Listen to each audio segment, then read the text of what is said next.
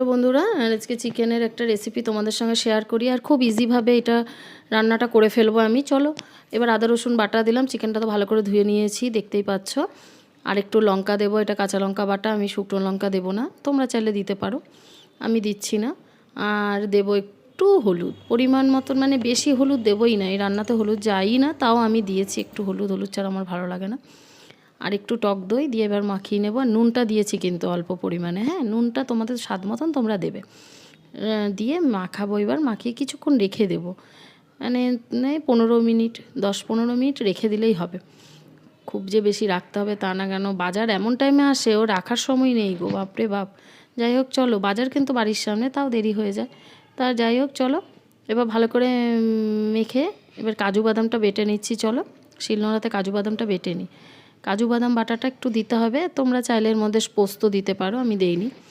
এবার তেলের মধ্যে সর্ষের তেলটা গরম হয়ে গেছে, রান্নাটা কিন্তু সর্ষের তেলেই করবো আমি। এবার চিকেনটা দেখো ভালো করে একটু ভেজে নেবো লাল লাল করে, হ্যাঁ। আর আদা রসুনটা না, একটু রসুনটা বেশি দিলে ভালো হয়, আদা রসুন বাটাটা একটু পরিমাণ মতন তোমরা দেবে। এবার ভালো করে ভেজে নিই, চলো এই মশলা দিয়ে ভাজাটা করবো, করে তারপরে দেবো পরে পেঁয়াজ, হ্যাঁ একটু ভাজা হয়ে যাবে লাল লাল করে তারপরে।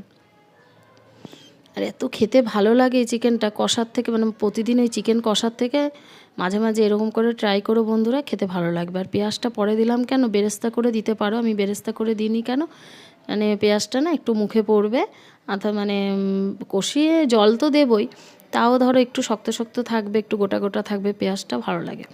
যাই হোক চলো এবার নেড়ে নিই, আর একটু মজে যাক। পেঁয়াজটা একদম দেখো নরম হয়ে গেছে, এবার জলও দিয়ে দিয়েছিলাম, সেটা দেখাইনি তোমাদের, জলটা পরিমাণ মতন দেবে, ঝোল রাখবে না একদমই। এবার বাটার আর কাসুরি মেথি দিয়ে নামিয়ে নেব। এবার এত টেস্ট হয়েছিল, লুচি পরোটা রুটি সব দিয়েই যাবে, ফ্রায়েড রাইস দিয়েও যাবে। আর যারা খুব চিকেন খেতে ভালোবাসো তারা ভাত দিয়ে খেয়ে নিও, ভাত দিয়ে খেতেও ভালো লাগে, আমার ছেলেরা ভাত দিয়েও খায়। টেস্টি হয়েছিল দেখেই বুঝতে পারছো। আর এইভাবে করে দেখো একদিন, দারুণ লাগে খেতে। যদি ভিডিও ভালো লাগে লাইক কমেন্ট শেয়ার সাবস্ক্রাইব করে সঙ্গে থেকো বন্ধুরা। এখন আসছি পরে আরেকটি ভিডিও নিয়ে, তোমাদের সঙ্গে দেখা হচ্ছে।